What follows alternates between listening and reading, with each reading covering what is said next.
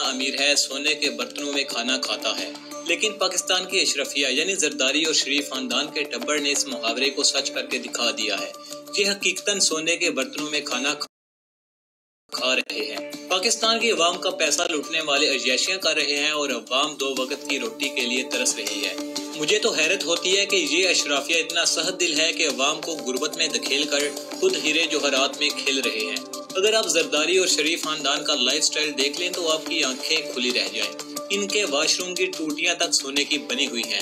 یہ جس برانڈ کے کپڑے پہنتے ہیں، پاکستان کا امیر طبقہ بھی اس برانڈ کو خریدنے کا نہیں سوچ سکتا۔ ایک عام پاکستانی کے گھر کوئی بچہ پیدا ہوتا ہے تو وہ پیدا ہوتے ہی لاکھوں کا مقروض ہو جاتا ہے اور ان کے اولادوں کے نام پیدا ہوتے ہی اربوں روپے ٹرانسفر ہو جاتے ہیں۔ مجھے تو حیرت ان لوگوں پر ہوتی ہے جو اب بھی ان لٹیروں کو سپورٹ کر رہے ہیں۔ آخر افسوس کی بات تو یہ ہے کہ اب بھی ایک زرداری سب پہ باری اور ایک باری پھر شیر کے نعرے لگ رہے ہیں۔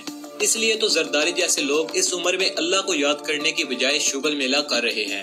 انہیں کون سا بجلی کے بل جمع کروانے کی فکر ہوتی ہے؟ انہیں فکر ہے تو بس اپنی عیاشیوں کی۔ تازہ ترین تفصیلات کچھ یوں ہیں کہ رجیم چینج کے بعد ایک بار پھر لوٹ مار کر کے زرداری دبئی میں ناچ گانا کرنے میں مصروف ہیں۔ آپ اس ویڈیو میں زرداری کو عیاشیاں کرتے ہوئے دیکھ سکتے ہیں۔ ویسے زرداری ڈانس کرتے ہوئے بہت ہی فضول لگ رہا ہے۔ شریف خاندان لندن میں عیاشیاں کر رہا ہے اور زرداری دبئی میں ڈانس پارٹیاں کر رہا ہے۔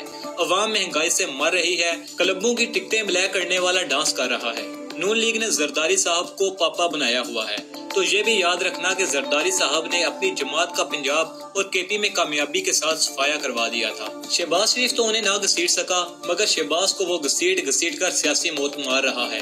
زرداری کی سیاست باری 2 خاندانوں پر پڑی ہے، ایک شریف خاندان جو کہ مسلسل تو کماتا جا رہا ہے اور دوسرا چودھری خاندان جس کو 2 حصوں میں تقسیم کر کے 2 ٹکڑے کر دیے ہیں۔ جس شخص کا کوئی اصول نہ ہو، فخر سے کہتا ہے کہ معاہدے قرآن حدیث نہیں ہوتے۔ جس شخص کا کہنا ہے کہ ہر شخص کی ایک قیمت ہے، بس فن صحیح قیمت لگانا ہے، اور جس نے سینما ٹکٹ بلیک کر کے ایک سیاست میں قدم رکھا ہو، اس شخص سے مقابلہ اس شخص جیسا ہی کر سکتا ہے۔ زرداری نے کمپنی سے اپنی مکمل وفاداری ثابت کر دی ہے۔ دونوں نے مل کر بے نظیر بھٹو کو راستے سے ہٹا دیا اور زرداری پاکستان کھپے کے نعرے لگاتے ہوئے صدر بن گیا اور پیپلز پارٹی کا وزیر اعظم بنوایا۔ رجیم چینج آپریشن میں پھر زرداری نے کمپنی کو بھرپور تعاون مہیا کیا۔ اب کمپنی اسے نواز رہی ہے۔ اب کمپنی کی بھرپور کوشش ہے کہ سندھ اور بلوچستان میں زرداری معافیہ کی حکومتیں بنیں اور بلاول زرداری کو مستقبل کے لیے محفوظ کیا جائے، شاید اس کی کہیں ضرورت پڑ جائے۔ ایسے میں جو نون لیگ کی سیاست دفن ہوئی ہے اس میں ذمہ دار نون لیگ خود بھی اور زرداری کا بھی حصہ ہے۔ سیاسی انتشار اور معاشی دلدل میں ڈوبے ملک میں عوام سے معاشی قربانی مانگنے والے حکمران اپنی اور اپنی نسل کی عیاشیوں اور امراض میں کوئی کمی نہیں آنے دیتے۔ لگتا ہے یہ ملک صرف اور صرف چند خاندانوں کے لیے ہی بنا ہے۔ جب تک آپ زرداری خاندان اور شریف خاندان کے تلوے چاٹتے رہیں گے، آپ اسی طرح بدحالی میں جیتے رہیں گے۔ اپنے حقوق کے لیے اٹھ کھڑے ہوں۔ آپ کے سیاسی اور مذہبی اختلافات نے آپ کو اس قدر کمزور کر دیا ہے کہ کوئی بھی آ کر آپ کی خوشحالی کے خواب چکنا چور کر دیتا ہے اور پھر آپ کی معاشی اور سماجی ترقی کو تباہ کر کے چلا جاتا ہے، لیکن آپ پھر بھی خاموش رہتے ہیں کیونکہ آپ متحد نہیں۔ ہمیں روز بتایا جاتا ہے کہ ملک کمزور معاشی حالات کا شکار ہے، چلو مان لیتے ہیں، لیکن کیا تم نے اپنی عیاشیاں ختم کر دی ہیں؟ وہاں تو کوئی معاشی بدحالی نظر نہیں آ رہی۔ ویسے ہم لوگ بھی اپنے آپ پر ظلم کرنے میں ماہر ہیں۔ یہ ملک اس طرح نہیں چل سکتا۔ یہ آپ لوگوں پر منحصر ہے کہ آپ لڑ کر مرنا چاہتے ہیں یا سسک کر مرنا ہے۔ اگر آپ آج اپنے لیے کھڑے نہیں ہوئے تو پھر کبھی سر نہیں اٹھا سکیں گے۔ تمام سیاسی جماعتوں کی مقامی تنظیموں پر مشتمل حکمت عملی تیار کریں اور بھرپور احتجاج میں حصہ لیں۔ جب تک یہ اشرافیہ آپ کے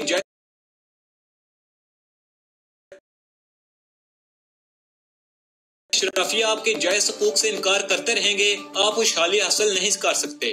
اپنی صفوں کو مضبوط کریں اور اپنے سیاسی اختلافات کو ترک کریں۔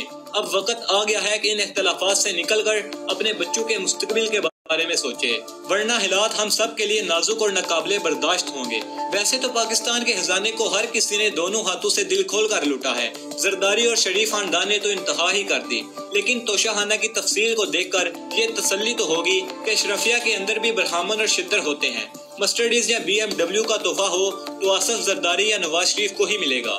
ہاں، اگر کوئی ہلکی پھلکی چیز یا ڈیکوریشن پیس ہو تو سرتاج عزیز فواد، حسن فواد یا مریم اورنگزیب جیسے بھی لے سکتے ہیں۔ صرف گڑیاں ہی ایسی چیز ثابت ہوئی ہیں جن کی لوٹ مار پر تقریباً تمام مکاتبے فکر متفق پائے گئے ہیں۔ ایک وقت ایسا بھی تھا کہ نواز شریف کو غدار ڈکلیئر کیا گیا، ملک سے جلا وطن کیا گیا اور لوگ سمجھ رہے تھے کہ نواز شریف کی سیاست دفن ہو گئی، مگر مختلف اوقات میں اس سے سودے کر کے اسی کو ہی ملک کے لیے بہتر مانا گیا۔ شریف خاندان کو بہتر سمجھنے والوں کی وجہ سے پاکستان تباہی کے دہانے پر پہنچ گیا ہے۔ اسی طرح زرداری کو بھی پھر لوٹ مار کرنے کا موقع مل گیا۔ ایک وقت تھا کہ عمران خان کو صادق اور امین مانا گیا، کرپشن کے خلاف صرف عمران خان کی آواز کو مؤثر پایا گیا اور اسے تمام سیاسی جماعتوں سے بہتر جانا گیا اور انہیں اقتدار کی کرسی پر بٹھایا گیا، مگر ایک